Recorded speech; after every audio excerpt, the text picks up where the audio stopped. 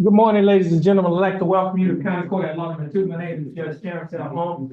I'm the presiding judge here in County Court at Law Number 2. Now, you have been asked to come to court this morning for what we call an arraignment. And what the arraignment is, it's an opportunity for the court to tell you what you've been charged with, what your rights are, and what your options are concerning your case. Now, the case that you have in this court is a criminal case. It is a misdemeanor criminal case.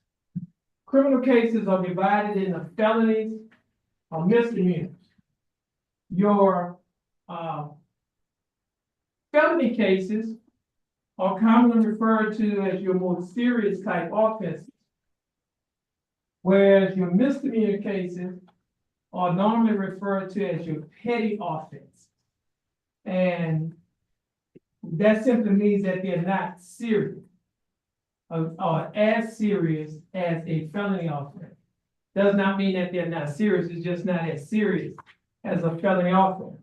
And when I use the term serious, what I'm talking about the facts of the case and the possible punishments that a person can get from if they are convicted of the offense. Now, felony cases are divided into 5 categories.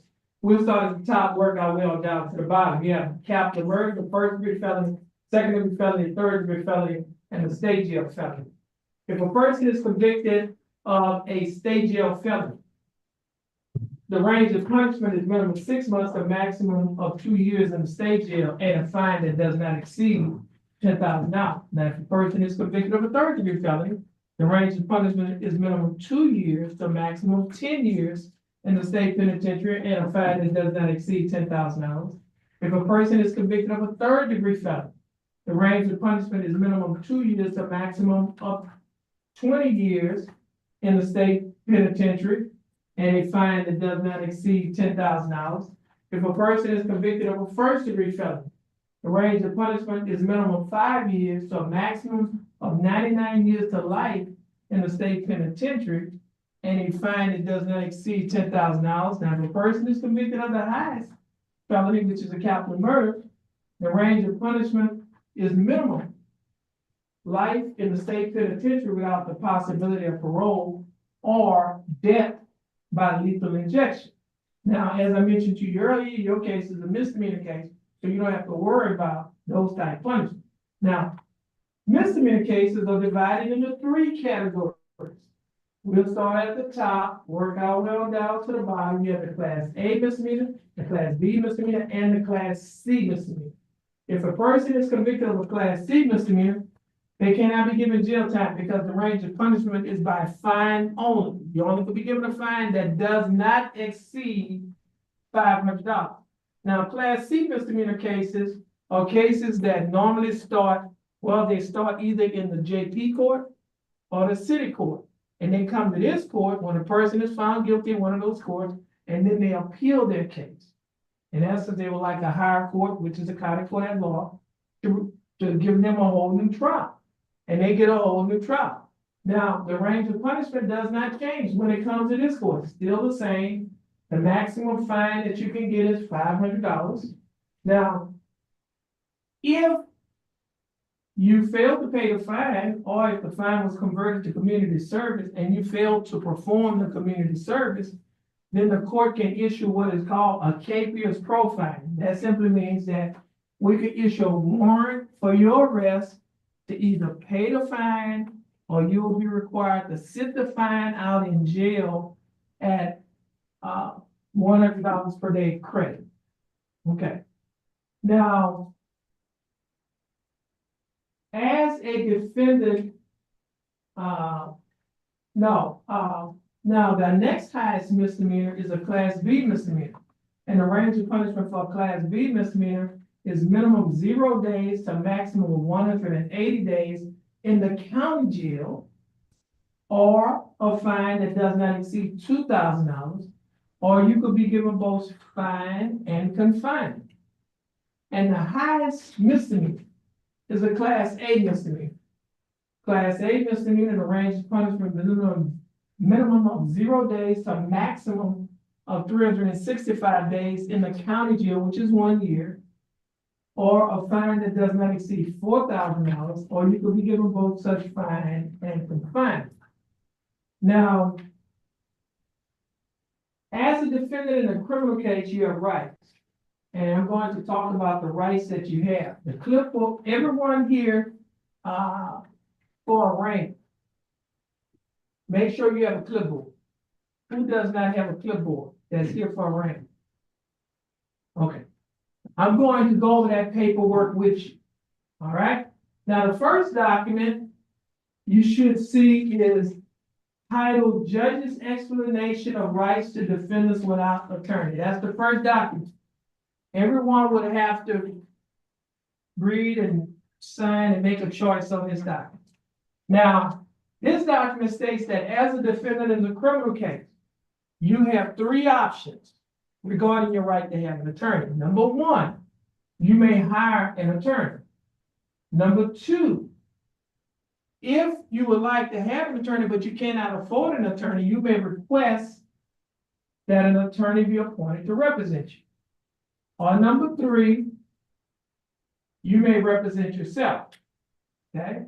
Now, the first paragraph states that if you would like to have an attorney to represent you and you have enough money to hire an attorney, your case will be reset. Reset means you'll be given another court date to give you time to hire your attorney. The next paragraph states that if you want an attorney, but you do not have enough money to hire an attorney, you may ask for or request that an attorney be appointed to represent you. But you must first fill out a financial questionnaire to determine whether or not you qualify for court-appointed attorney. Now, the financial questionnaire is another document that is on the clipboard. It's a 3-page document that is titled Jefferson County Affidavit of Indigence. Okay? This document is for people who will be requesting an attorney to be appointed to represent them. Now, you will have to fill out the first page of this document, and then on the second page, where it says defendant's oath at the top, you'll fill out that portion. That's the second page of that document. And then in the middle portion where it says unsworn declaration, you'll fill that portion out, and then you'll stop. We'll come back to that. Now, let's go back to the first document, the judge's explanation. And the third paragraph says that if, first of all, this is for people who would like to waive or give up their right to have an attorney. They would like to represent themselves. The third paragraph says that you may not talk to the prosecutor. The prosecutor is one of the 3 assistant criminal district attorneys who are here in court today. You may not speak to the prosecutor about your case unless you first sign a waiver of counsel. Okay? That is, you sign a waiver of right to be represented by an attorney. Now, the waiver of counsel is another document on the clipboard. That's for individuals who will be waiving their right to an attorney. You have to read and sign this document that is titled Waiver of Counsel for purposes of entering a guilty plea or proceeding the trial. You will read the document and then you will sign on the line where it says defendant and date. Now,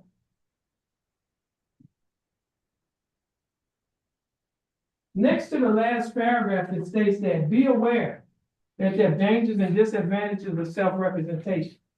Waiving your right to an attorney and representing yourself may result in the worst outcome for you and your case, including the loss of significant rights and opportunities relating to military service, possession of firearms, housing and public benefits, child custody, immigration status for non-citizens, and employment.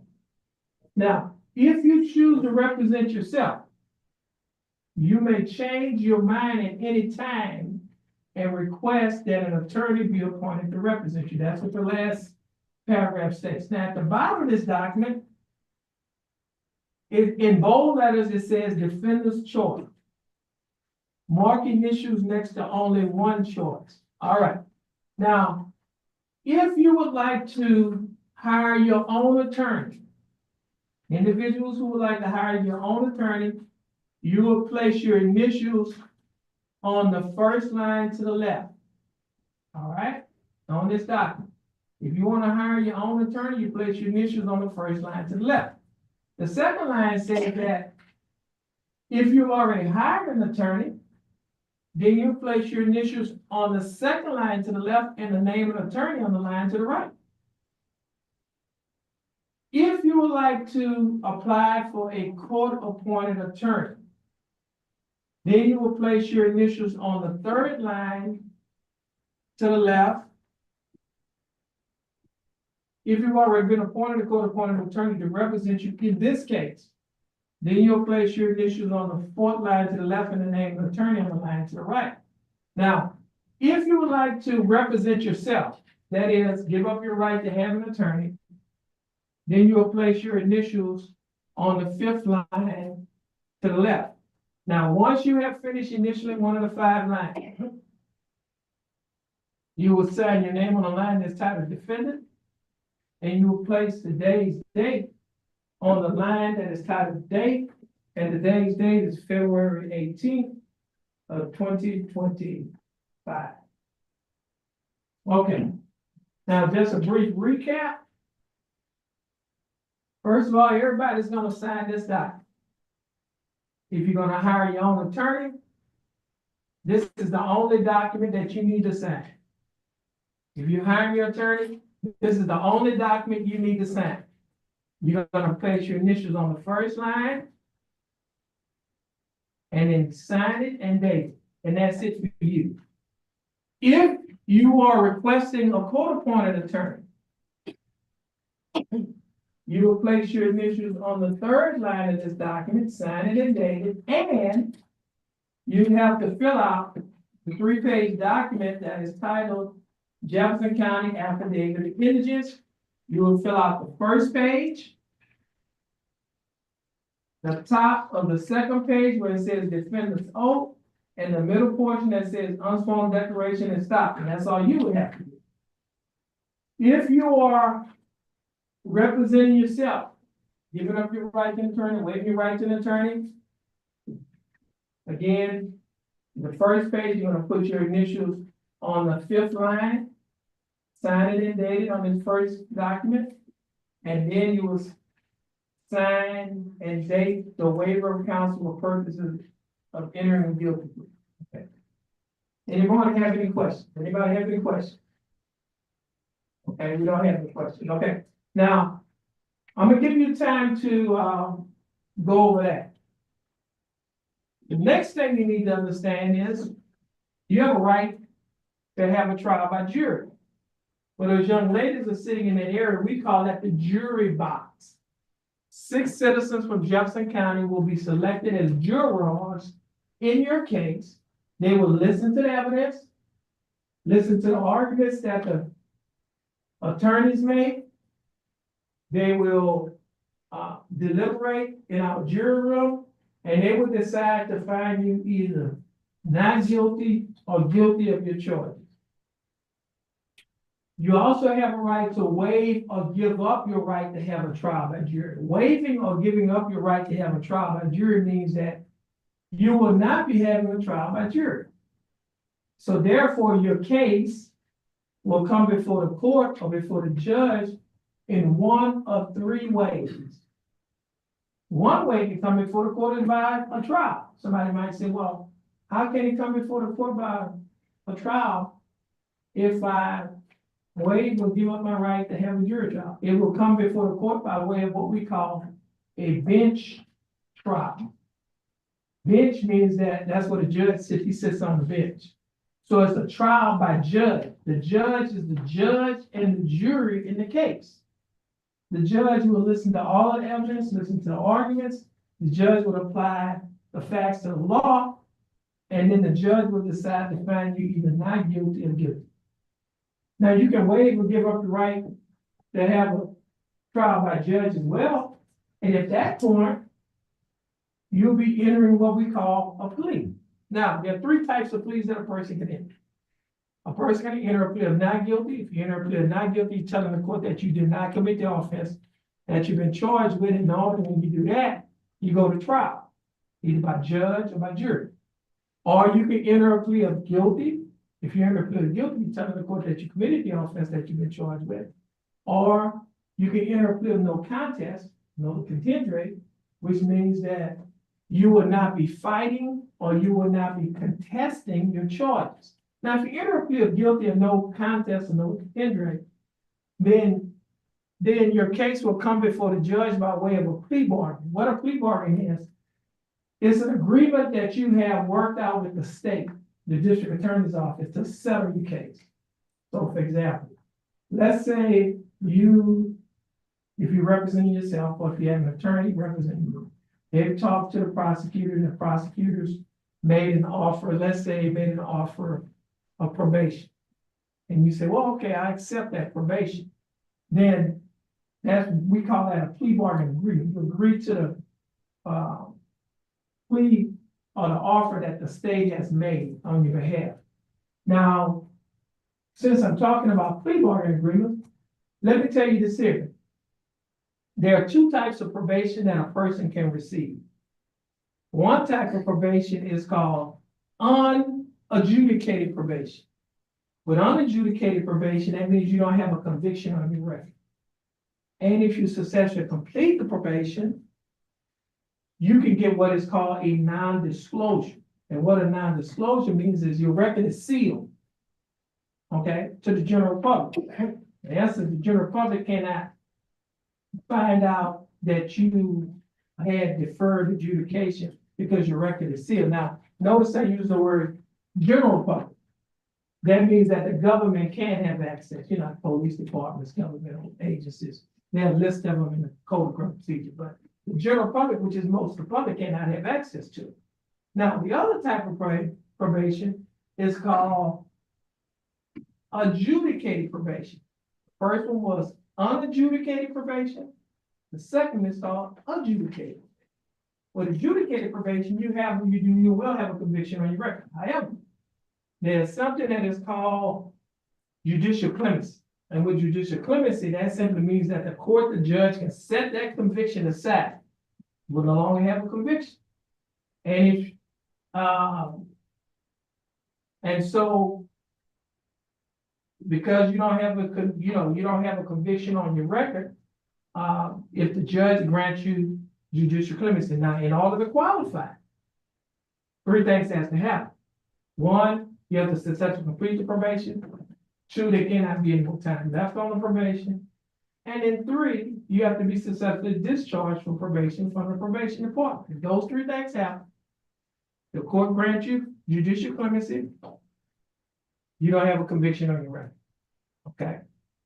It's almost like a point. Okay. That would be a good analogy. Now, however, if you get another conviction later on, okay, different case, you get a conviction later on, then the case that you received judicial clemency on can be brought back up.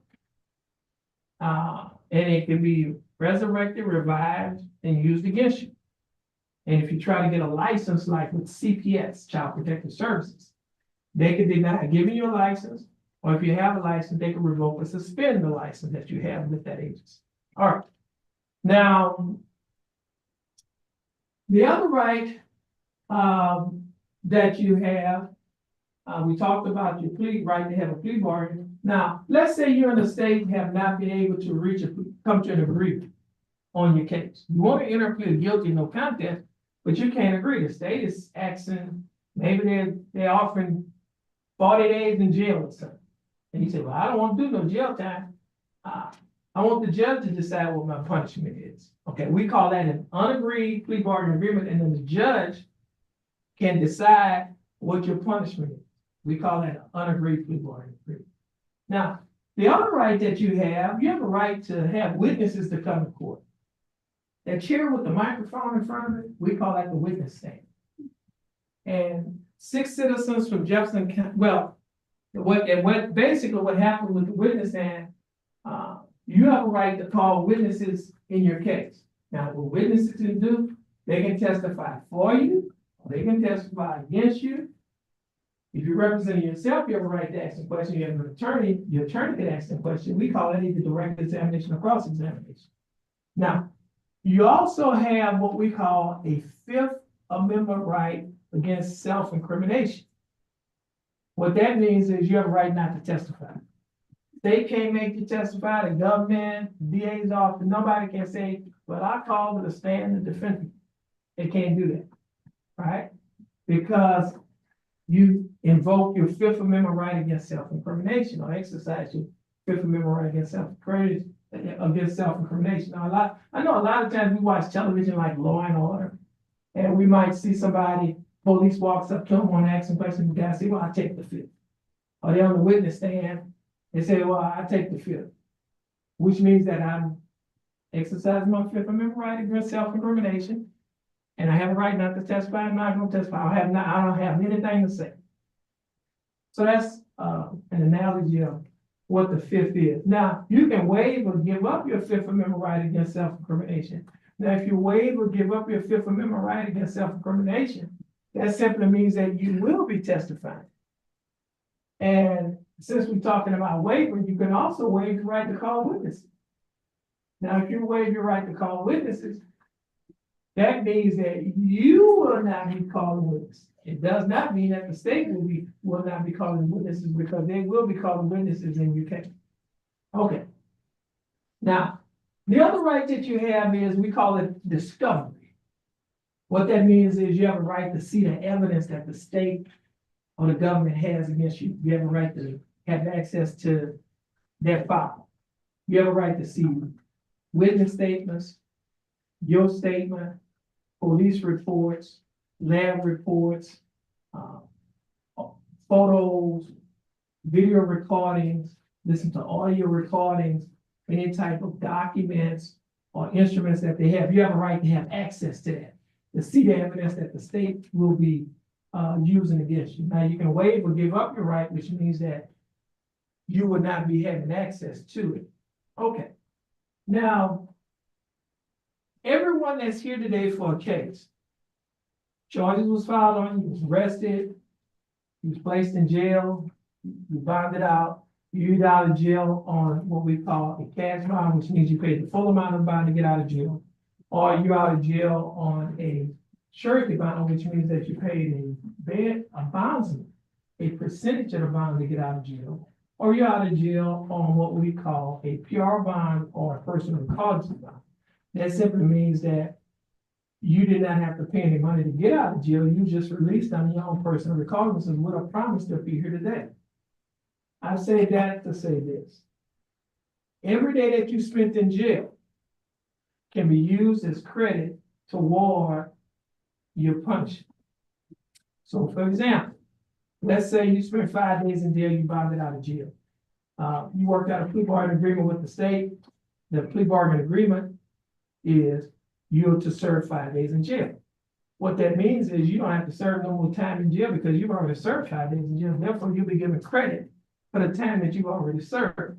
Now, if the state is offering 7 days in jail and you serve 5, that means you only have to serve 2. Because you already have 5 days credit, you'll subtract 5 from the 7, at least 2. Now, if the state is offering you a fine and court costs, let's say for every day you spent in jail, you receive $100 credit toward your fine and court costs. So, for example, you spent 5 days in jail, that's $500. That can be used toward your punishment, toward your fine and court costs. So, if you and the state worked out a plea bargain agreement, in a plea bargain agreement, it's for you to pay $500 fine and court costs. You don't have to pay anything because it's already been paid, right? You spent 5 days, yeah, that's $500. You don't have to pay anything. You will be given credit, what we call it, be taxed and retired. Now, if they offer fine and court costs of $700 in our example, that means you don't have to pay $200 because you already have $500 on the books. Okay, so you don't have to pay $200. Now, you have to pay it on the day that your case is taken care of.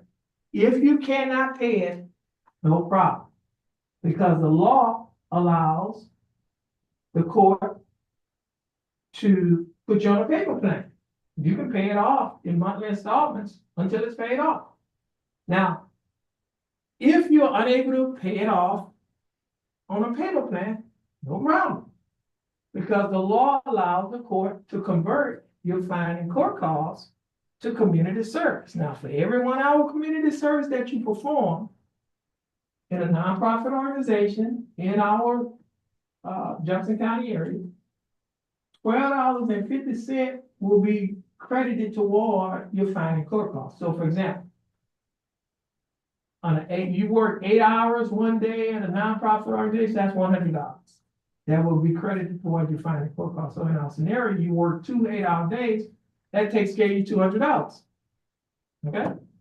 So those are the things that the court have the benefit of to make sure that you'll be able to satisfy your punishment. Now, Jefferson County has a program. And when I say Jefferson County, I'm talking about the district attorney's office. If you haven't been in trouble before, first time getting in trouble, they have a program that is called pretrial diversion. With pretrial diversion, they will dismiss your case. Once you complete the program, you can get it removed off your record. We call that expunged. It's removed, erased, deleted from your record. And when I use the term expunged, I always like to use this example. Let's say you did pretrial diversion. When you got charged, your record looked like this because of the charge. And then you got pretrial diversion, completed pretrial diversion, looks like this. Once you get it expunged, it's gone. People go back and search for it, it's not there. It's been removed, it's been expunged, deleted or wiped off from your record. And as I mentioned to you, that's for first time offenders. Now, in order to qualify for the program, 3 things has to happen. You have to get an attorney to assist you with the application process. It has to be your first time getting in trouble. And then the third thing, it cannot be an offense for unlawfully carrying a weapon or resisting arrest. For all other offenses, you qualify. Okay. Now, there's another program that Jefferson County has. It is for veterans, and it's for veterans only. If anyone is a veteran of any one of the branches of the United States military, they have a program that's called Veterans Court. With the Veterans Court, what happens with the Veterans Court, you get into the program, you complete the program, you can get a non-disclosure. A non-disclosure is where your record is sealed to the general public, as I mentioned to you earlier. Okay. Now, this court has a program. When I say this court, I'm talking about County Court at Law Number 2. This is a program that God led me to start within the first 100 days of taking office. That program is called the CSI program. CSI stands for Community Safety Initiative. It's a program designed to address the issue of recidivism. And with that program, we have partnerships with agencies in our community. Recidivism is when people commit crimes over and over. And so how do we address it? We address it through our Community Safety Initiative. And as I mentioned to you, we have partnerships with agencies in our community. One of the agencies that we have a partnership with is Spindletop. We have some folks here from Spindletop who's here today. They're going to come to you in a few minutes and tell you more about the program. But Spindletop is our local mental health authority. They have the expertise to address mental health issues because a lot of times people usually get caught up into the cycle. And what I mean by the cycle usually starts where a person is unemployed. Well, a person does not have an education. They can't get a job. They get depressed. They turn to drugs and alcohol. Once they turn to drugs and alcohol, they eventually commit a crime. And once they commit a crime, they eventually get caught and do time. And once they do time, they get out and they're back into the same cycle. And so this program is designed to address that issue of recidivism And, with Spindletop, as I mentioned, has the expertise to address any mental health issues that individuals may have. You do not have to be insane or incompetent to participate in the program.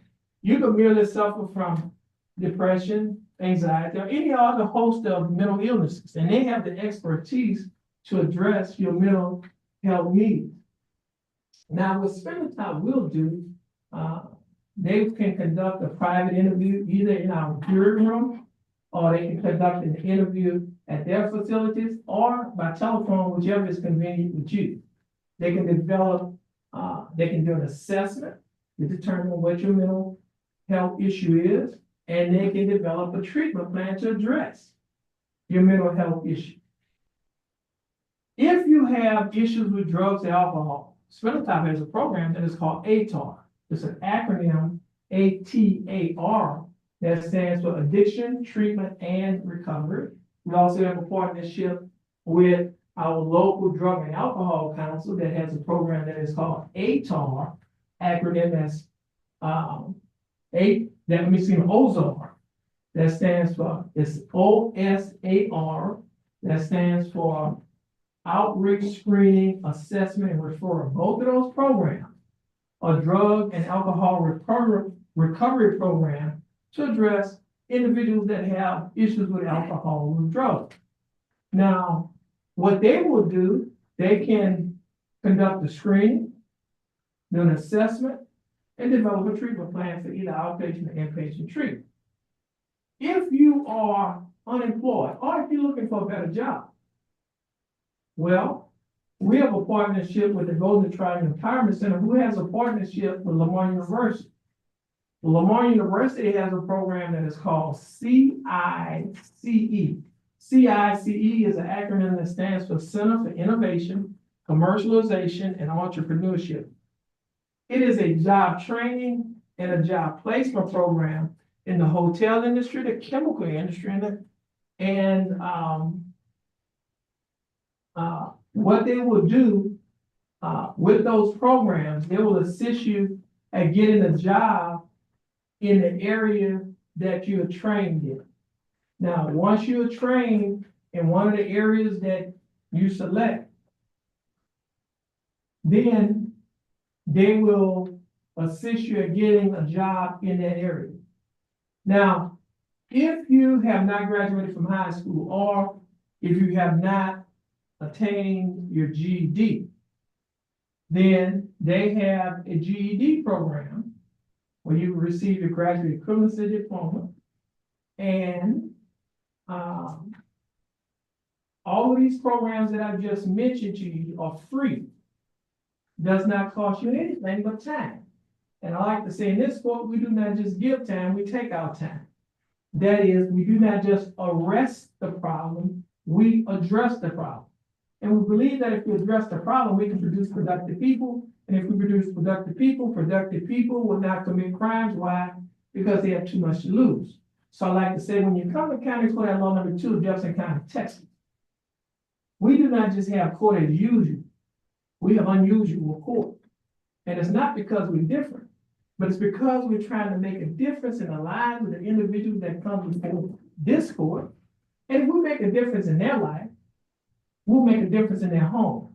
And if we make a difference in their home, we'll make a difference in the community. Why? Because what comes out of the home goes into the community. And so if you're interested in any one of these programs, just let us know, and we can direct you to the people that you need to talk to get involved in these programs. Now, as I mentioned to you earlier, we have some folks from Spindletop. They're going to come and tell you more about the program. We have Deputy Hinton, Deputy Barrett, and we have Caitlin. They're going to come and tell you more about the program that Spindletop has to offer. Thank you, Your Honor. You're welcome. Good morning. Mr. Judge was saying, my name is Steve Hinton. I'm a mental health deputy licensed by the state. I'm here with my partner, Deputy Barrett. He's also a mental health deputy licensed by the state, but also commissioned with the Sheriff's Department. And we're here with Caitlin, our coworker as well. Caitlin is a qualified mental health professional. The reason all three of us are here this morning in this courtroom is because the judge cares about every single person that comes before the bench. What the judge has found, what statistics prove, is those who have legal issues commonly have mental health needs, substance use disorders, or sometimes just a lack of community resources to help you with your particular situation. And maybe this is your first time to be in court, could be your fifth time to be in court. There's still hope. In fact, what we're offering you today has the ability to change your life, but we're gonna need something from you. And we're asking you to share that need with us so we can see best how to advocate and help you. And Caitlin's gonna explain how to do that very privately. So in the little sheet that I pass out to everybody when they walk in, at the top is basic information. That's your name, email, phone number, birthday. We need that information to be able to put you in our system. And then under it is how you would like to be contacted, and the options are call, text, or email. Whatever you check is how I will contact you. I will not contact you in any other way unless it's checked on this form. And then under that is what I need help with, and majority of the options is us emailing resources to you. And then that means that you have to do them yourself, but if you were to check mental health, which is depression, anxiety, or PTSD, we'd be able to help you with that, get you in contact with the caseworker, and then we work hand in hand with you. And if you were to check substance use, like the judge said earlier, we have a program, and that could be any types of drugs or alcohol. And if you want to talk to me in person today, you can write anywhere in your form, please talk to me today. And when the judge calls you up and he's done with you, I'll come and get you and I'll pull you into a back room and we can talk. Or if you want me to call you today, please call on your form. But if you want me to contact you, but you don't care if it's today or anytime during the week, then just check call on your form. Now, the first resource we can actually provide you today is gonna be this business-sized card. It has a 1-800 number on there. If you ever find yourself in an unsafe place, you can call that number and we help immediately. Now, just shortly, the court is gonna go into recess. When it does, we'll be able to come out there, we'll visit with you, and we'll be handing this card out to everyone who wants one, and we'll also be picking up those forms from you and answering any questions you have at that time. Thank you. Thank you, Your Honor. Okay, thank you, Deputy Head, Caitlin, and Deputy Mayor. Thanks, sir. Okay, ladies and gentlemen, as Deputy Head mentioned, we're gonna be going into recess. And the reason why we're going into recess, they give you time to finish filling out the paperwork. Now, if you need assistance in filling out the paperwork, we have our court personnel who's here, who'll be happy to help you. I will be assisting as well. So if you need any help, when we go into recess, just simply raise your hand. And then we'll have you either come out to you or we have you come up before the bench so that we can assist you with filling out the paperwork. Now, this is gonna take a little time. Because it's gonna take a little time, if you need to use the restroom. There are 2 restrooms right outside in the hallway. The men's restroom is next to county, is in front of county court number 3. And the women's restroom is on the opposite side of the hall, in front of the 172nd District Court. Now, you'll be allowed to go in the hallway, use the restroom. Please do not leave the courthouse. If you leave the courthouse and your name is called, and you do not answer, your bond will be forfeited. And if your bond is forfeited, a warrant will be issued for your arrest. You'll be arrested. And then we're gonna have to go through this whole scenario again. All right. Now, again, we're gonna give you some time to finish filling out the paperwork. If you need some help, just let us know by simply raising your right hand, just by raising your hand, okay? So at this time, the court will be in recess. Make sure if you are leaving out, finish your paperwork before you go out, because it is a little bit. And if you're done, I can pick it up.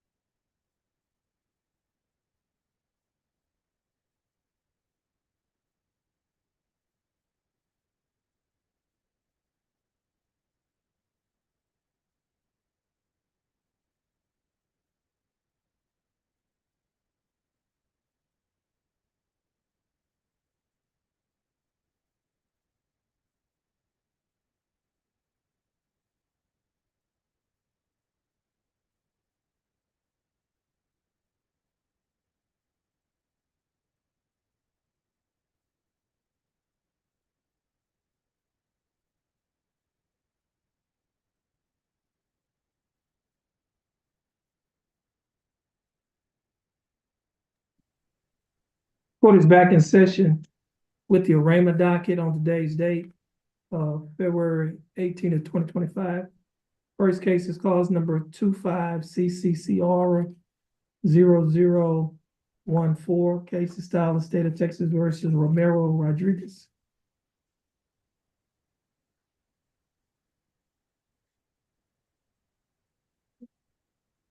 On bar, before the bench. Mr. Rodriguez. Your full name is Romero Rodriguez Jr.? Yes, sir. Mr. Rodriguez, could you please raise your right hand? You swear affirm to tell the truth, the whole truth, and nothing but the truth, so help you God? Yes, sir. Mr. Rodriguez, you may put your hand down. How you doing, Mr. Rodriguez? Doing good. Doing good. And Mr. Rodriguez, I have before me a document that is titled Judge's Explanation of Rights to Defendants Without Attorney. Do you recognize this document? Yes, sir. Is this your signature on the line that's titled defendant? Yes, sir. And are these your initials on the line that state you Yes, sir. would like to have your case reset to hire your own attorney? Now, before you signed and initialed this document, did you read the document? Yes, sir. Did you understand what you read? Yes, sir. Is everything in this document true and correct to the best of your knowledge? Yes, sir. Okay, Mr. Rodriguez, our court coordinator is going to reset your case. Once you reset your case, you'll be free to go and you have a blessed day. Please have a seat in that first chair on the wall.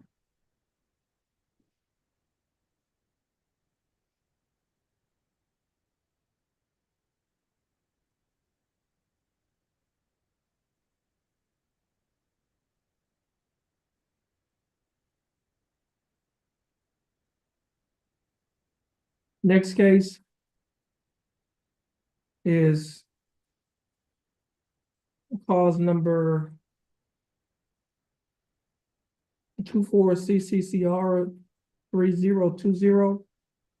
Case of style of state of Texas versus Randy James Johnson.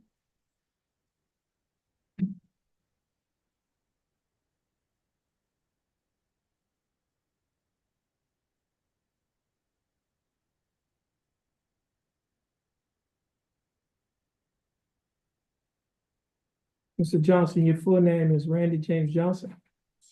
Mr. Johnson, would you please raise your right hand? Do you swear or affirm to tell the truth, the whole truth, and nothing but the truth, so help you God? Mr. Johnson, you may put your hand down. How are you doing, Mr. Johnson? Okay. Now, Mr. Johnson, I have before me two documents. The first document is titled Judge's Explanation of Rights to Defendants Without Attorney. Do you recognize this document? Is this your signature on the line that's titled defendant? And are these your initials on the line that state you like to apply for a court-appointed attorney? I also have another document that is titled Jefferson County Affidavit of Indigence. Do you recognize this document? And on page 2 of the same document, there's a signature above the line that is titled Defendant Signature. Is this your signature? Mr. Johnson, before you sign and initial these documents, did you read the documents? You understand what you read? Is everything in these documents true and correct to the best of your knowledge? Mr. Johnson, I read your answers. Based on your answers, you meet the eligibility requirements for the appointment of a court-appointed attorney. And the attorney that will be appointed to represent you in your case is Attorney Joel Vasquez. Attorney Vasquez will be given information to contact you, and you will be given information to contact him. Our court coordinator will give you that information. Once she gives you that information, you'll be free to go, and you have a blessed day. Have a seat in that first chair on the wall.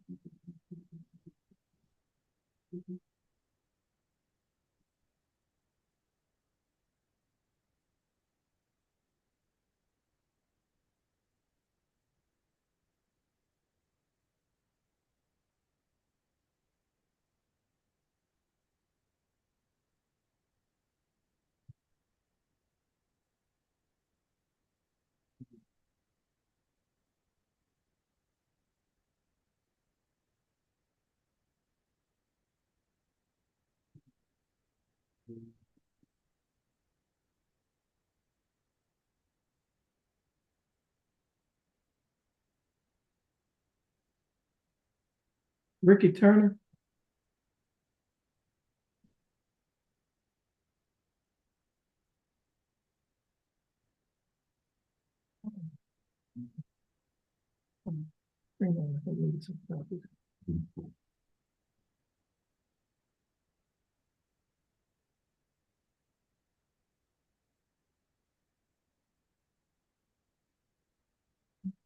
Mr. Turner.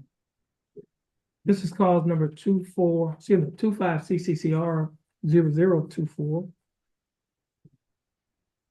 And the case is styled the state of Texas versus Ricky R. Turner. Mr. Turner, that's your full name? Yes, sir. Mr. Turner, would you please raise your right hand? Mr. Turner, do you swear affirm to tell the truth, the whole truth, and nothing but the truth, so help you God? Yes. Mr. Turner, you may put your hand down. How are you doing, Mr. Turner? That's good. Now, Mr. Turner, I have before me two documents. The first document is titled Judge's Explanation of Rights to Defendants Without Attorney. You recognize this document? Yes. Is this your signature on the line that's titled Yes. defendant? Or are these your initials on the line that state you'd like to Yes. apply for a court-appointed attorney? Have another document that is titled Jefferson County Affidavit of Indigence. You recognize this document? Yes, sir. On page 2 of this same document, there's a signature above the line that's titled defendant signature. Is this your signature? Yes, sir. Now, Mr. Turner, before you signed and initialed these documents, did you read the documents? Did you understand what you read? Is everything in these documents true and correct to the best of your knowledge? Mr. Turner, I read your answers. Based on your answers, you meet the eligibility requirements for the appointment of a court-appointed attorney. And the attorney that will be appointed to represent you in this case is Attorney William Wilkerson. Attorney Wilkerson will be given information to contact you, and you will be given information to contact him. Our court coordinator will give you that information. Once she gives you that information, you'll be free to go, and you have a blessed day. Please have a seat in that first chair on the wall.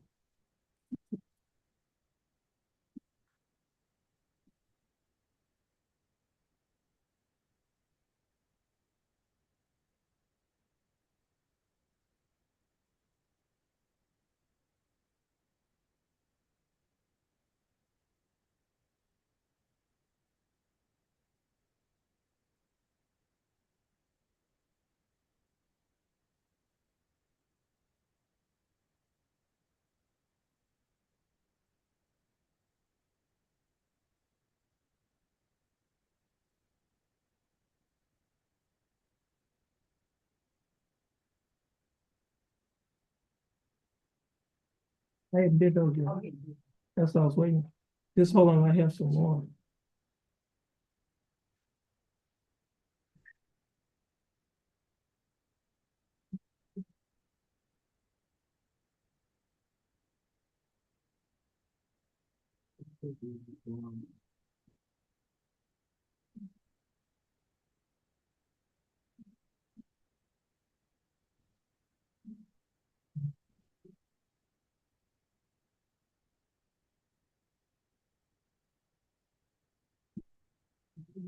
Yeah, I have these.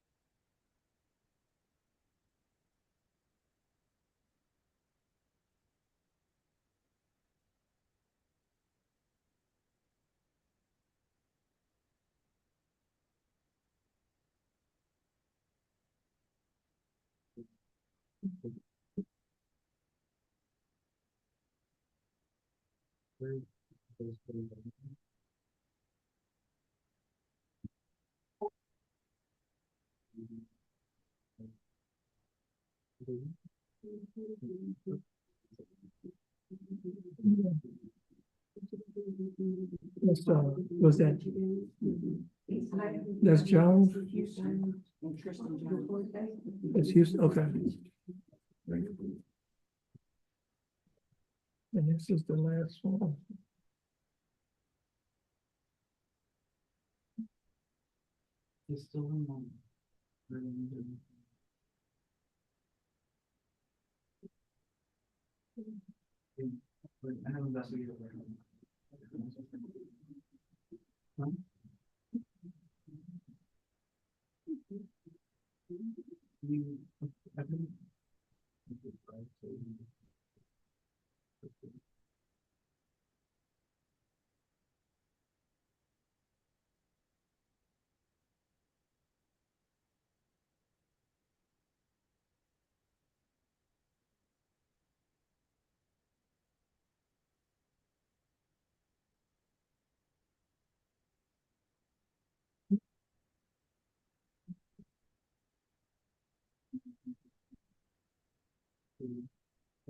Brett Preston?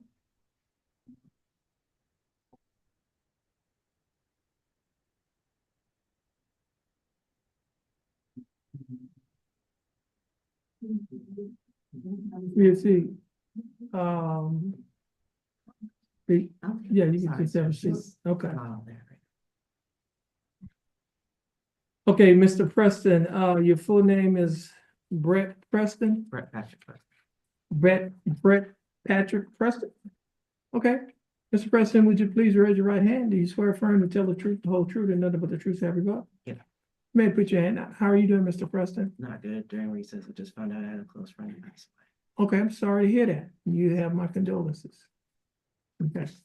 Now, Mr. Preston, let's see.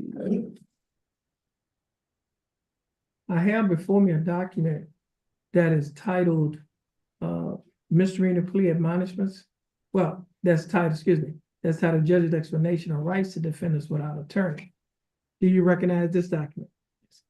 Is this your signature on the line that's titled defendant? Or these your initials on the line that states you'd like to have your case reset to hire your own attorney? Yes, sir. I'd like to explain it. My situation's a little different. I had an attorney, but he's Mr. Stephen Taggart, but he's in the hospital, so that's why I was hoping for a reason. Oh. Okay, let me ask you, so are you saying you already hired an attorney? I had one. He paid for my bond, but he's in the hospital, so. I understand that, but I mean, he's not, has he signed, did he send a letter of representation? He, the office called his both attorney and they told her that they posted his bond and that they were They're gonna be hired to hire represent to him? represent him. Mr. So you- Taggart is in the hospital. I understand, I'm saying, so you plan on hiring him, right? I'm gonna try and find someone else since he's in the hospital. Okay, Sorry Now- for the confusion. okay, no, we just asked you that. Now, before you sign and initial these documents, Yes. for this document, did you read it? Yes. Did you understand what you read? Yes. Everything in this document true and correct to the best of your knowledge? Yes. Okay. Now, Mr. Preston, your case is gonna be reset to give you an opportunity to hire the attorney of your choice. And,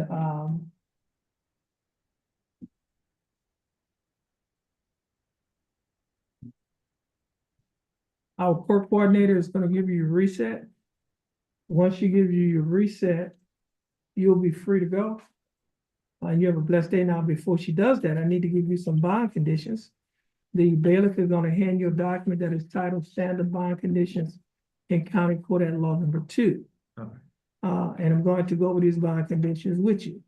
Okay. And it states, following return of a criminal information in County Court at Law Number 2 of Jefferson County, Texas, all bail bonds executed for release of any defendant named herein are ordered subject to the additional conditions. Number 1, the defendant shall commit no offense against the laws of this state, any other state, or of the United States. Do you understand that condition? Condition number 2, the defendant shall submit to testing for drugs and alcohol at any time as directed by the court. The court may revoke the bond and order the arrest of any defendant who, A, refuses to submit to a test of drugs and alcohol when directed to do so by the court, or B, submit to a test of drugs and alcohol, and the test indicates the presence of drugs and alcohol in the defendant's body. Do you understand that condition? Now, condition number 3 does not apply. However, condition number 4 does apply because your offense, which is the DWI second, is listed under section 49.04 through 4906 of the Texas Penal Code. Now, condition number 4 states, a defendant whose information charges any subsequent offense listed under section 49.04 through 4906 of the Texas Penal Code shall not operate any motor vehicle unless the vehicle is equipped with an interlock device mechanism that makes impractical the operation of the vehicle if ethyl alcohol is detected in the breath of the operator, and said device shall be installed at the defendant's expense with written verification of such installation being submitted to the court on or before 3 days after the date.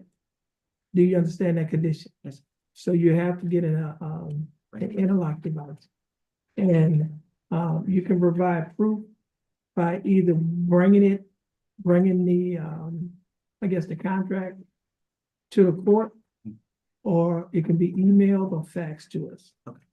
By you or your attorney. Yes. Now, condition number 5 states the defendant shall obtain, maintain, and pay for and have no violations with the interlock, the initial interlock device, mobile threat device. Any violation will be grounds for revocation. Do you understand that? Condition number 6, defendant must attend AA/NA meetings 3 times a week and provide proof to the court. Do you understand that condition? Now, if you violate any one of these conditions, your bond can be revoked. And if your bond is revoked, a warrant can be issued for your arrest. You'll be arrested and placed in the Jefferson County Jail. Now, the bailiff is going to hand you 2 documents. First document is a verification form that you have to bring with you when you go to the AA/NA meetings. And the next set of documents is where there are locations of various AA/NA meetings in our area. Okay. You can choose one that's, I guess, closer to you. Okay? Yes. Now, your case is going to be reset to give you an opportunity to give the attorney that you choose to have represent you. Now, how old are you? 34. 34? Okay. Now, Mr. Preston, I see that you didn't come here alone. You came here with some family members. A lot of times, a lot of young people, I say this all the time, a lot of young people, they say they have, friends, these days we call them, what y'all call them, BFF, best friends for life. That's the person or persons that you say will be with you through thick and thin. When you're at your lowest state, they'll be there to pick you up. But on days like today, when you somewhat at your lowest state, those people that you normally call friends are not here. And the people that I do see here, in fact, they're your parents. Mother and stepfather. Huh? Mother and stepfather, yes, sir. Your mother and stepfather, okay. They're here because I like to tell people this here, that everybody's not your friend, everybody's not your partner. But when those 2 people say they got you, they got you. And they're here because they love you. Okay, I know your mom wanted to come up with you a little early, but she's here because she loves you. They're the people that put a roof over your head, clothes on your back, food on the table. They're here in support of you. And so I know that you probably think you was telling me about a friend that recently passed. Is that correct?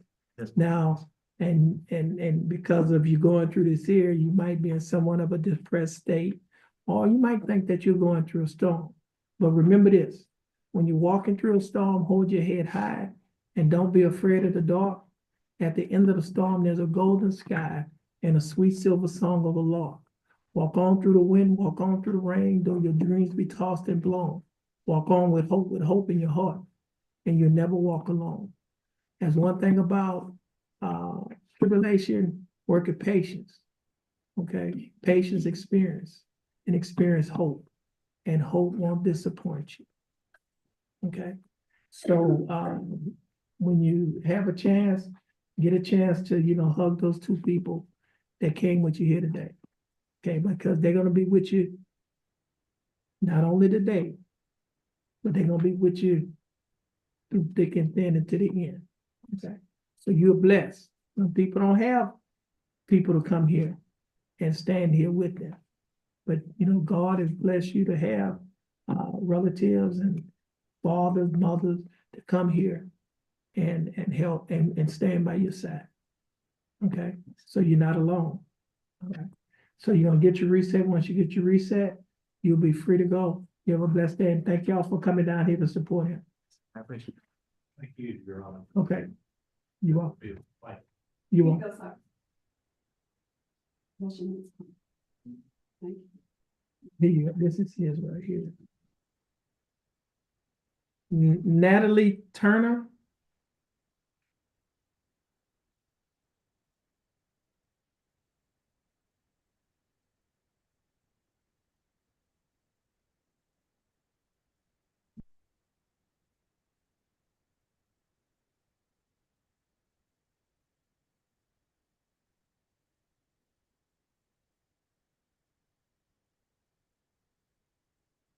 Your full name is Natalie Nicole Turner?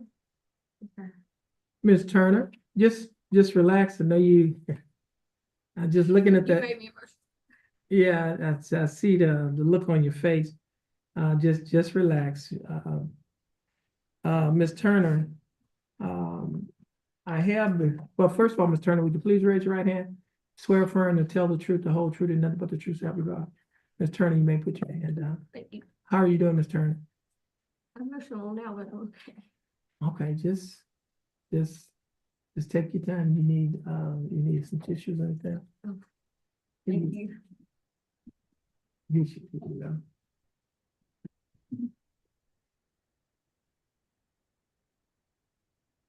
Now, thank you. Now, Ms. Turner, I have before me a document that's titled Judge's Explanation of Rights to Defendants Without Attorney. You recognize this document? And is this your signature on the line that's titled Defendant? Yes. Are these your initials on the line that state Yes, sir. you like to hire your own attorney? Yes, sir. Now, before you sign this document, did you read the document? Very much. Did you understand what you read? Yes, sir. And is everything on this document true and correct to the best of your knowledge? Yes, sir. Okay. Now, Ms. Turner, your case is going to be reset. We could give you an opportunity to hire your own attorney. Our court coordinator is going to give you a reset. Once you get your reset, you'll be free to go. Now, before she does that, I need to give you some bond conditions.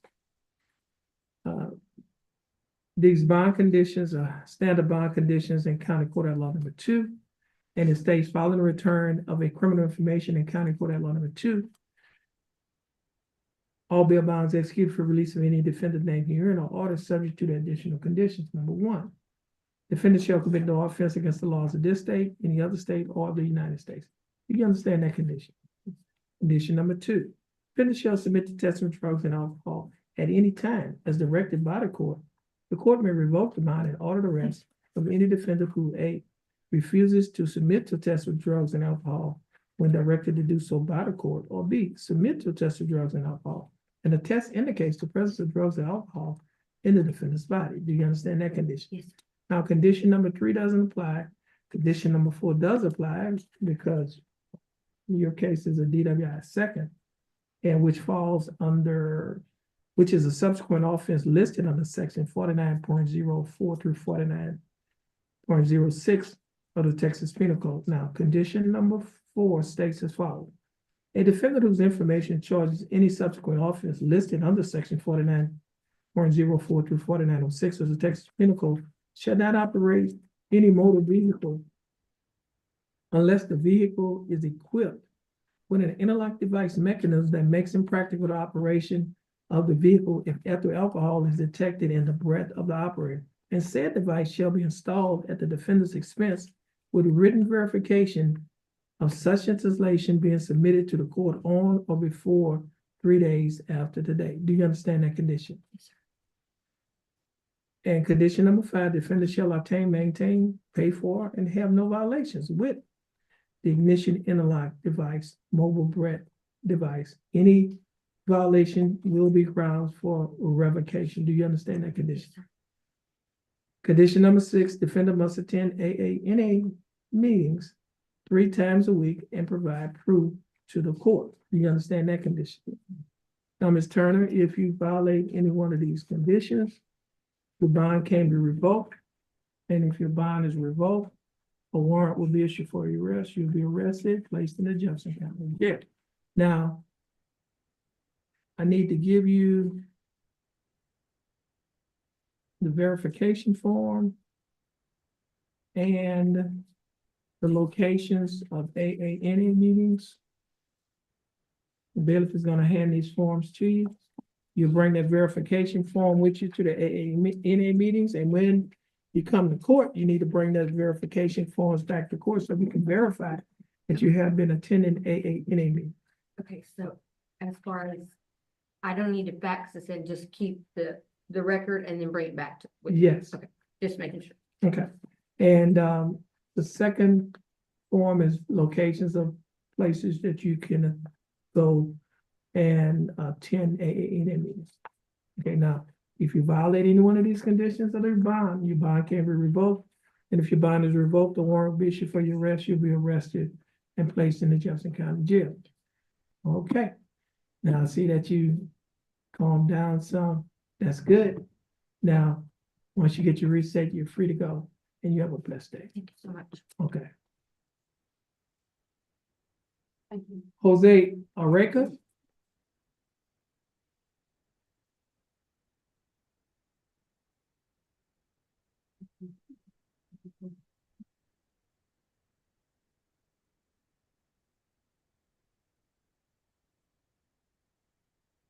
Mr. Areca?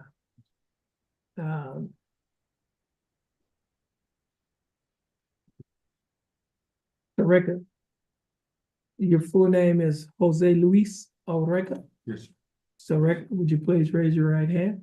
So, Areca, do you swear or affirm to tell the truth, the whole truth, and nothing but the truth, so help you God? yes. So, Areca, you may put your hand down. How are you doing, Mr. Areca? Good. That's How much good. do? Hmm? How much do? How about me? Mhm. I'm doing great. All right. Now, Mr. Areca, I have before me 2 documents. The first document is titled Judge's Explanation of Rights to Defendants Without Attorney. You recognize this document? Yes, Is this your signature on the line as attorney defendant? Or are these your initials on the line that state you'd like to apply for a court-appointed attorney? yes, I also have a document that is titled Jefferson County Affidavit of Indigence. Do you recognize this document? And on page 2 of this document, there's a signature above the line that's titled Defendant Signature. Is this your signature? yes, Mr. Areca, before you sign and initial these documents, did you read the documents? Yes. Did you understand what you read? And is everything in these documents true and correct to the best of your knowledge? yes, Mr. Areca, I read your answers. Based on your answers, you meet the eligibility requirements for the appointment of a court-appointed attorney. The attorney that will be appointed to represent you is Attorney Langston Adams. Attorney Adams will be given information to contact you. You will also be given information to contact him. Our court coordinator will give you the information. Once you get the information, you're free to go and you have a blessed day. Please have a seat in that first chair on the wall. Thank you. Heaven, yeah, we can take. all right, thank you. Heaven Johnson.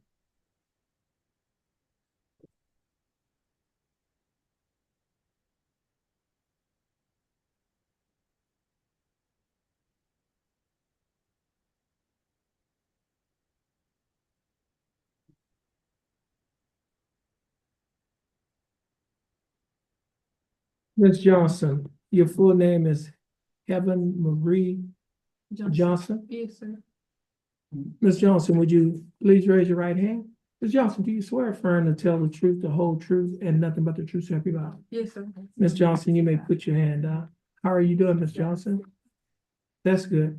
Ms. Johnson, I have before me 2 documents. The first document is titled Judge's Explanation of Rights to Defendants Without Attorney. Do you recognize this document? Yes, sir. Is this your signature online as title defendant? Yes, sir. And are these your initials on the line that state you'd like to apply for court appointed attorney? Yes, sir. I also have another document that is titled Jefferson County Affidavit of Indigence. Do you recognize this document? Yes, sir. And on page 2 of this document, there's a signature above the line that is titled Defendant Signature. Is this your signature? Yes, sir. Now, Ms. Johnson, before you sign and initial these documents, Mhm. did you read the documents? Yes, sir. Did you understand what you read? Yes, sir. And is everything in these documents true and correct to the best of your knowledge? Yes, sir. Okay. Ms. Johnson, I read your answers. Based on your answers, you meet the eligibility requirements for the appointment of a court-appointed attorney. An attorney that will be appointed to represent you in this case is Attorney Tom Burbank. Okay. Attorney Burbank will be given information to contact you, and you will be given information to contact him. Okay. Our court coordinator will give you that information. Now, I see that you have someone here, and you probably don't have to say y'all look alike. So that's probably your mother, huh? Yes, sir. Okay, yeah, you split an image of your mother. I guess you hear that all the time. Yeah. Yeah. But, and you heard the conversation I had with the other young man, Definitely. right? So you understand that, all these people that's around here saying that they're your friends are not your friends. Okay? You know, I know a lot of times you probably, that lady that's in the back, you probably said, oh, she's old, we got some new stuff now, she don't know what's going on. But let me tell you this here. The world that you're on, it's a journey. She's already been down that road. Okay? The stuff that she's been telling you since you was, we would say knee-high to a grasshopper, which was a little child. Yes. She was telling you those things because she was trying to get you to avoid some of the pitfalls that are in the way on that road. That's why she told you that. Okay? Now, and she told you that not because she didn't know what she was talking about. She told you that because she loved you. You know, there's nothing new under the sun. That's what the Bible said. There's nothing new under the sun. Okay? You know, she's been there and done that. Okay? And so, like I said, she's here today because she has the unconditional love. That's the love that a mother has. She's here because she loves you. All right? Now, I do know that this may not be a proud day for you, but one day you can make that woman that came with you here today proud. Okay? This is not the end. Okay? Your situation, your current situation is not your final destination. You understand that? So this is not the end. This is just, we all, like the Bible said, we've all sinned and fallen short of the glory of God. Okay? So you should not be, necessarily ashamed. That you just, how y'all say y'all life in it? Right. That's just a part of life. It's all those things in life, right? You're gonna have ups, downs, trials, and tribulations. But let me tell you this here.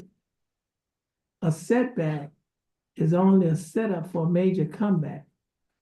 Okay? So you might look at this as a stumbling block. But guess what? It's all depending on how you look at things. You can use that stumbling block as a stepping stone. And when we say a stepping stone, you can step on it and reach higher heights in life. Okay? Let's, you can put this behind you. Okay? This is not the end. All right. This is not the end of all. You can put this behind you. And I know you will. Okay? So your case is going to be reset. You've been appointed Tom Burbank. Mr. Burbank is going to, he's going to represent you. And just be patient. Yes, sir. And kiss that lady that came with you here today. right, all right. Just, let me get your case reset. Okay. Okay.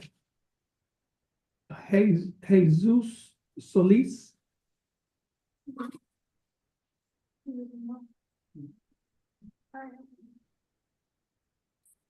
How you doing, Mr. Solis? Oh, I'm doing fine. Mr. Solis, would you please raise your right hand? Do you swear affirm to tell the truth, the whole truth, and nothing but the truth, so help you God? Mr. Solis, you may put your hand down. Mr. Solis, I have before me two documents. The first document is titled Judge's Explanation of Rights to Defendants Without Attorney. Do you recognize this document? Is this your signature on the line that's titled defendant? And are these your initials on the line that state you like to apply for court appointed attorney? I also have another document that is titled Jefferson County Affidavit Indigent. Do you recognize this document? On page 2 of this document, that's a signature above the line that is titled Defendant's Signature. Is this your signature, Mr. Solis? Before you sign any initial these documents, did you read the documents? Did you understand what you read? Yes, And is everything in this document, in these documents, true and correct to the best of your knowledge? yes, sir. Okay, Mr. Solis, I read your answers. Based on your answers, you meet the eligibility. Let's see. You meet the eligibility requirements for the appointment of court appointed attorney. And the attorney that will be appointed to represent you in your case is Attorney Charles Rojas. Attorney Rojas will be given information to contact you, and you will be given information to contact him. Our coordinator is going to give you that information. Once she gives you that information, you'll be free to go, and you have a blessed day. Thank you. Please have a seat in that chair.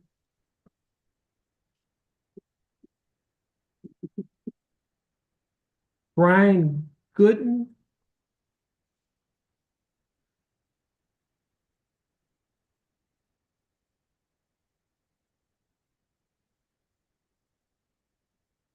Okay, this is cause number M334129. Cases style the state of Texas versus Brian Gooden. Mr. Gooden, is that your full name? Yes, sir. Mr. Gooden, would you please raise your right hand? Mr. Gooden, do you swear affirm to tell the truth, the whole truth, and nothing but the truth, so help you God? Yes, sir. Mr. Gooden, you may put your hand down. How are you doing, Mr. Gooden? That's good. Now, Mr. Gooden,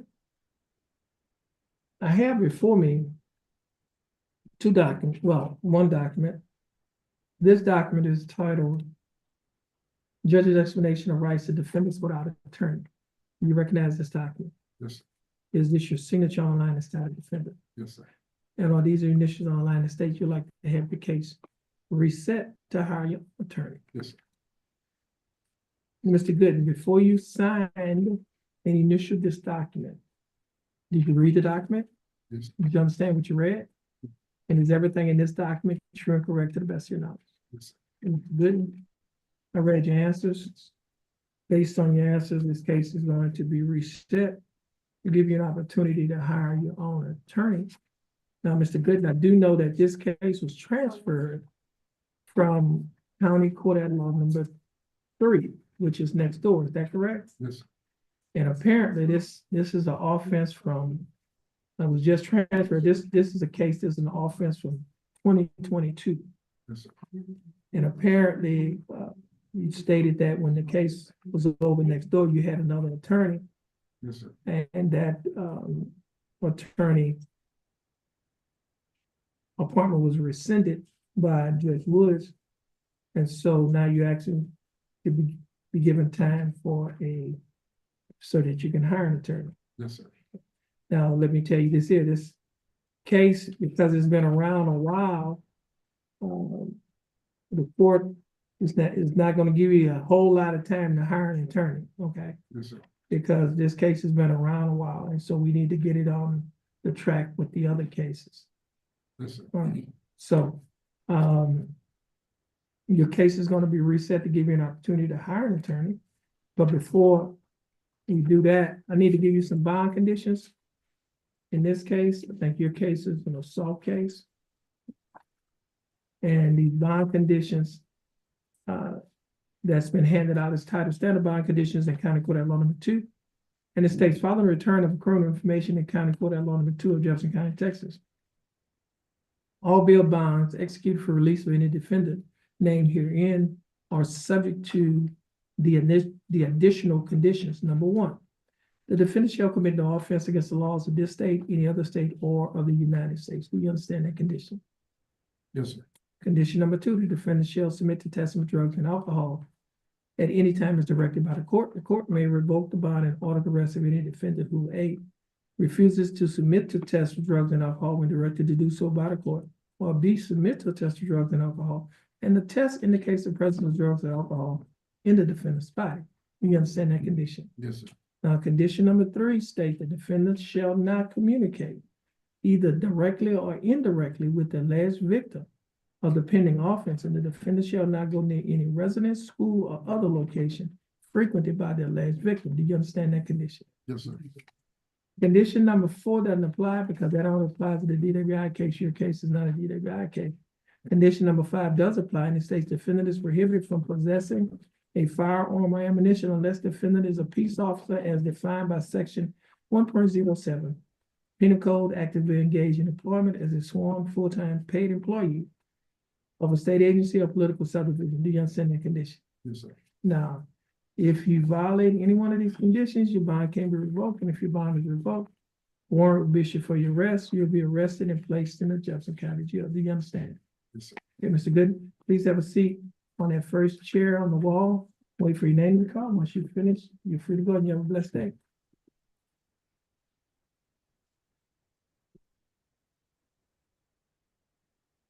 Reginald Houston.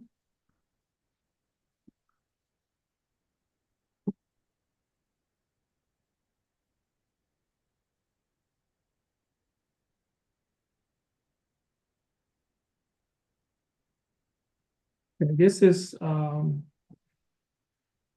cause number 25 CCCR 0016. Case is styled state of Texas versus Reginald Houston II.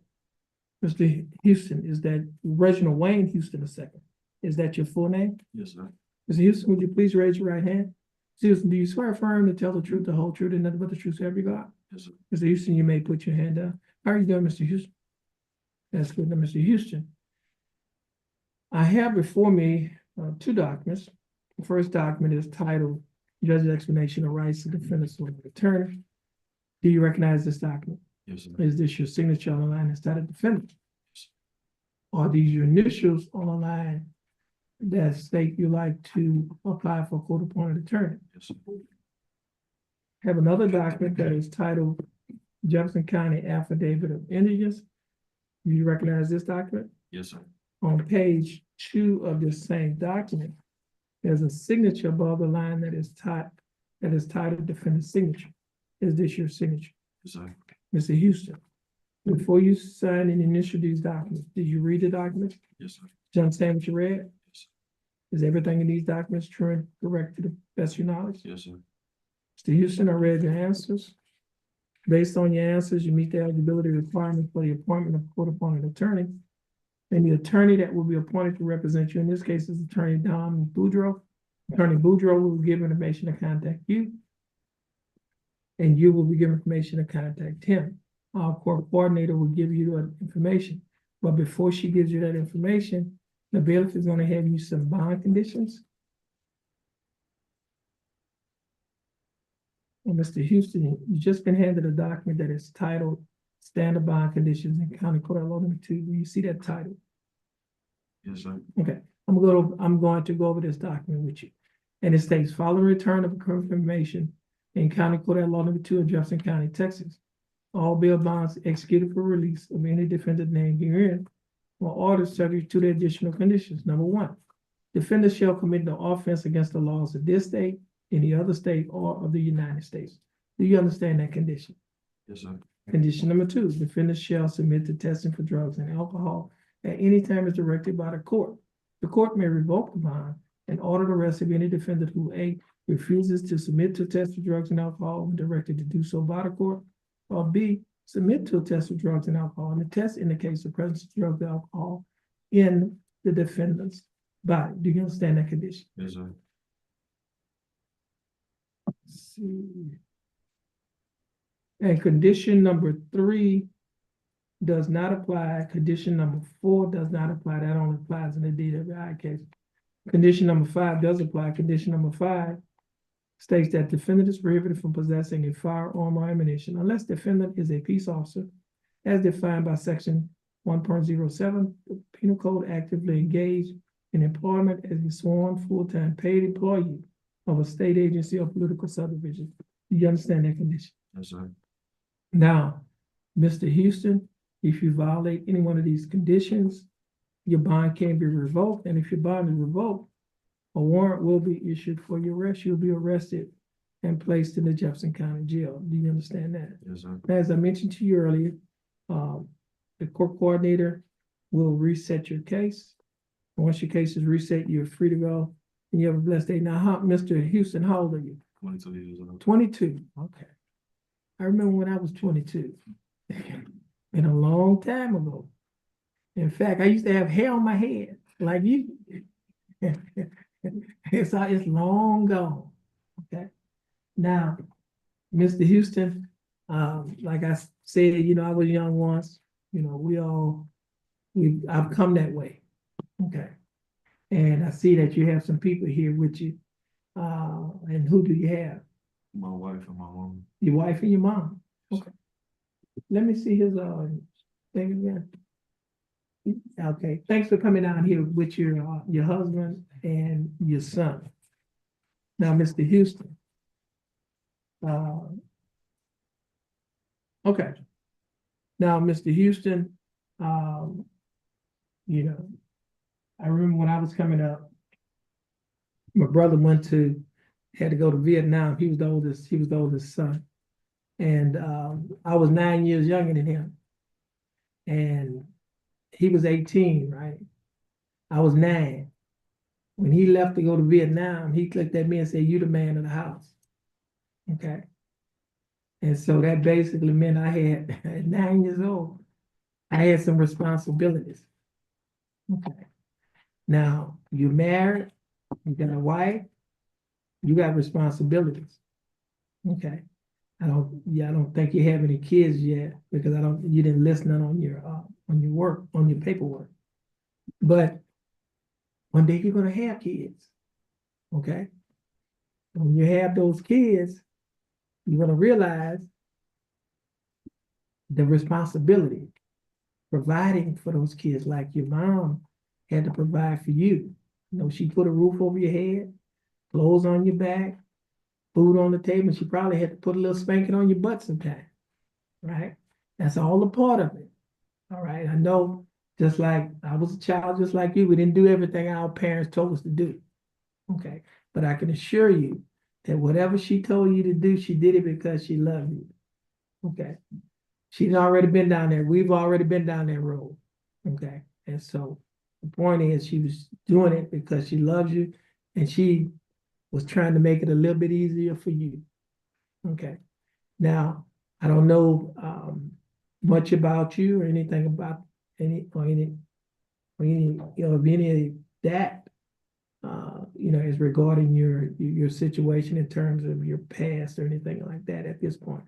But I can assure you that this is not the end of the road for you. Okay. This is not the end. Like I told this other person a few minutes ago, your current situation is not your final destination. Some people have a tendency to believe that once they get into a situation, they think it's all over. It ain't over. Okay. You just have to pull yourself back up. Okay. Sometimes you have to make that change. Sometimes people go a long way, but they went the wrong way. Okay. And so it's never too late to correct, one's behavior. Okay. And just like you here today, one day you never know, you might be sitting where I'm sitting. Okay. People didn't think I'd be sitting where I'm sitting. Okay, I grew up in a housing project in New Orleans, Louisiana. One of the largest housing projects in the nation at that time, the Desire Housing Project. Okay, people often say that, you was nothing, you never be nothing. But I had a praying mother that told me I was somebody. You got a praying mother that's telling you somebody. I had a preaching father that told me I can do all things through Christ who strengthens me. You can do all things through Christ who strengthens you. Okay? So it's never too late. Okay? It might be a stumbling block today, but it could be a stepping stone tomorrow. So it all depends on you. Okay? So I like to just encourage you to kiss those folks that came here with you today. And thank God for having those people in your life. That's a blessing. A lot of times we look at these recording stars and see the things they have. We think, oh, they've been blessed. You've been blessed. Okay. A lot of times we overlook what we call the little things. They are not little things, they're big things. Having somebody to love. All right. Okay. So you'll get through this. Okay. Just hold on. Okay. Hold on. Okay. Oh, hang on and don't hang up. Just stick with it. Okay. Just you're gonna get your case reset. Once your case is reset, you're free to go and you have a blessed day. And thanks for coming down here, folks. And stick with him. Okay. You come on. You stick with him. He'll be all right. Okay. Next one, maybe 5%. Tristan Jones? Who's that? That's you?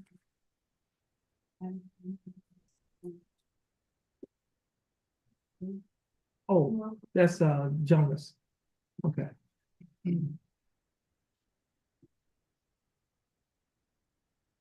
Now, Mr. Jones, you are represented by your attorney, Tom Burbank, is that correct? Yes, sir. Now, you have a felony case? Yes, sir. Now, your felony case, was that set today? It was set today, but they reset it to April. They reset it to April. Okay, so we're gonna reset these cases to April as well. Okay. Okay. And but before we do that, I need to give you, I noticed I was looking in the file, I didn't see any bond conditions. I need to give you some bond conditions. Okay. Yes, sir. Yeah. Yes. Now, these bond conditions, it states that standard bond conditions in County Court at Law Number 2, following return of a permanent information in County Court at Law Number 2 of Jefferson County, Texas, all bail bonds executed for release of any defendant named herein are ordered subject to the additional condition. Number 1, defendant shall commit no offense against the laws of this state, any other state, or the United States. Do you understand that condition? Yes, sir. Condition number 2, the defendant shall submit to testing for drugs and alcohol at any time as directed by the court. The court may revoke the bond and order the arrest of any defendant who A, refuses to submit to test for drugs and alcohol when directed to do so by the court, or B, submit to test for drugs and alcohol and the test indicates the presence of drugs, alcohol in the defendant's body. Do you understand that condition? Yes, sir. And condition number 3, the defendant shall not communicate either directly or indirectly with the alleged victim of the pending offense. And the defendant shall not go near any residence, school, or other location frequented by the alleged victim. Do you understand that condition? Yes, sir. Condition number 4 does not apply. Condition on the number 5 does apply. Defendant is prohibited from possessing a firearm or ammunition unless defendant is a peace officer as defined by section 1.07 of the Penal Code, actively engaged in employment as a sworn full-time paid employee of a state agency or political subdivision. Do you understand that condition? Yes, sir. And condition number 7, the defendant shall wear a global positioning monitoring system device at defendant's expense with written verification being submitted to the court within 3 days. Do you understand that? Yes, sir. Okay, now, if you violate any one of these conditions, your bond will be revoked. Once your bond is revoked, you'll be arrested and placed in the Jefferson County Jail. Just stand in front of the court coordinator. Get your reset. Once you get your reset, you're free to go and you have a blessed day.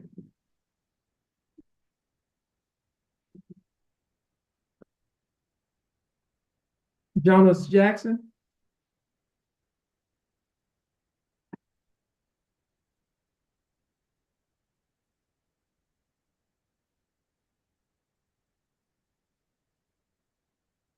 Miss Mosby.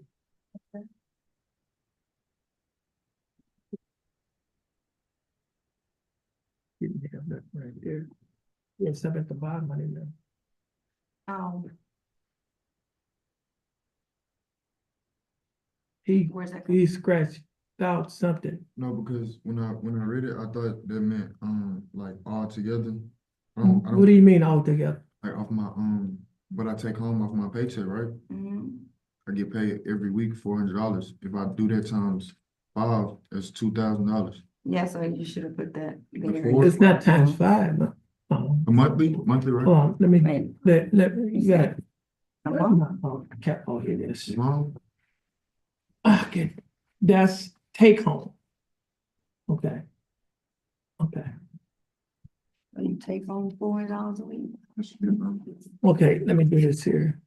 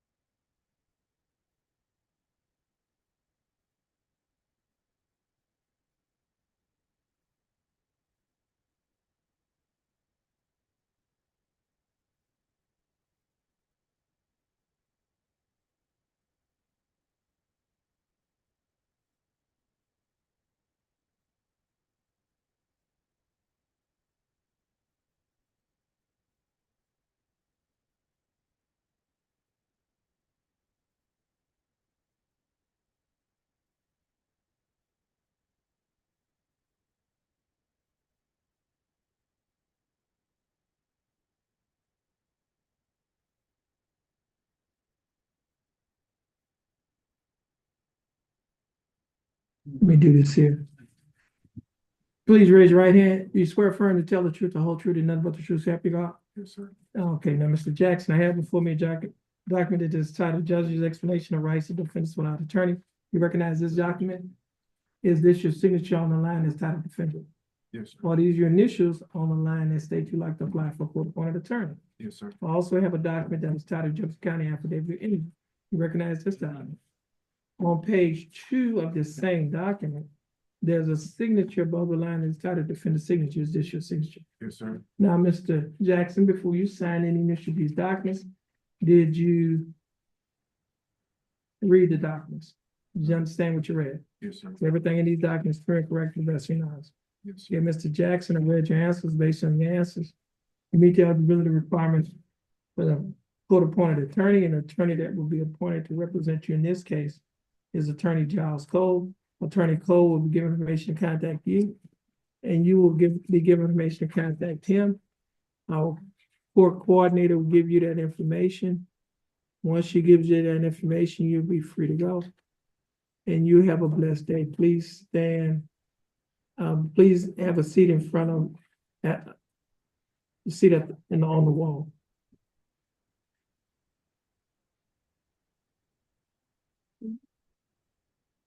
Okay, do we have any bond forfeiture?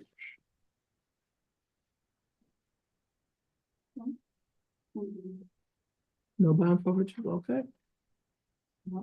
Okay, well, this will conclude the calling of the court's arraignment docket on today's date of February 18, 2025, in County Court Law Number 2, Jefferson County, Texas.